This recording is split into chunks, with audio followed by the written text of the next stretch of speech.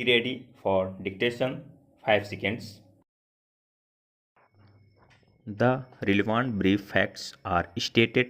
for the purpose of appreciating the rival legal contentions with a view to examine and find out as to whether the impugned judgment of the High Court of Bombay warrants inference by this court in this appeal in exercise of its jurisdiction under Article 136 of the Constitution of India. The original plaintiff in Sina Fernandez filed civil suit number 14091 of 1948 on 1/1/1948 before the trial court for declaration that she is lawful owner in possession of one-third of the property bearing land registration number 16413 and consequential relief for cancellation of registration in favor of the defendants respondents in respect of such one-third share in the suit schedule property and to register the same in the same of the plaintiff. Presently, the legal representatives of the original plaintiff are before us as appellants. It is the case of the plaintiff appellants that suit schedule property is bearing land registration number 16413 and the claim of the plaintiff appellants is that it belonged to three brothers, namely Francisco Fernandez, who was the father-in-law of the original plaintiff, Francisco Fernandez Jr. and Pedro Substancio Fernandez, and they owned and possessed the same jointly and in equal shares. The defendant number 2, Teresa, is the daughter of Fernandez Jr. and the original plaintiff in Sena Fernandez is the wife of Luis Fernandez, the son of Francisco Fernandez, the first brother. It is their further case that on the death of wife of Luis Fernandez, the son of Francisco Fernandez, the first brother, it is their further case that on the death of Francisco Fernandez, he was survived by the husband of the original plaintiff. It is their case that on the death of said Francisco Fernandez,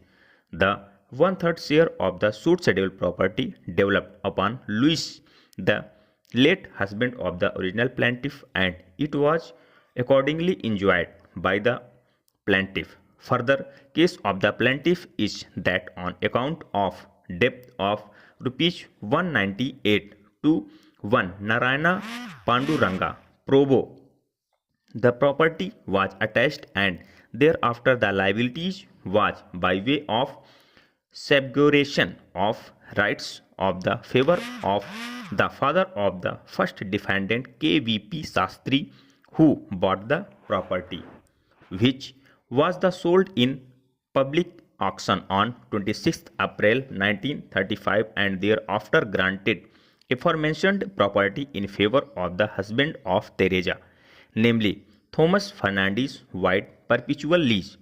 It is the case of the plaintiff that the right of subrogation in favor of the father of the first defendants should have been granted by the defendant number 2, Teresa, only in respect of one-third share and not in relation to the entire property. The case of the plaintiff was sought to be contested by the defendant number 1 inter alia, contending that the claim of the plaintiff is false and ownership and possession of the suit schedule property stands transferred in favor of the defendant number 1 with effect from 26/4/1935 and he had acquired right by way of prescription as it was enjoyed by 10 years pursuant to the registration of the suit schedule property in his name. The defendant number 2 also denied the case of the plaintiff and claimed to be in possession pursuant to the conveyance thereof by the defendant number 1. On the basis of the pleadings of the parties, issue were framed and the matter went for trial and both the parties adduced evidence On appreciation of evidence on record, the trial court decreed the suit void. Its judgment dated 29/4/1978. The trial court decreed the suit holding it to be tenable and directed the defendants to acknowledgeable that the plaintiff along with her children is that lawful owner in possession of one-third share of suit scheduled property and the release that one-third share in favor of the plaintiff by declaring to the null and void the inscription done in the land registration office in respect of the said property, which is described under number 16413 each so far as it covered one-third part of the plaintiff. Further, the defendants were directed to pay damages caused to the original plaintiff by depriving her of the income corresponding to her one-third portion. The trial court held that the alleged prescription does not operate because the defendant's Shastri was never in the possession of property, much less in good faith.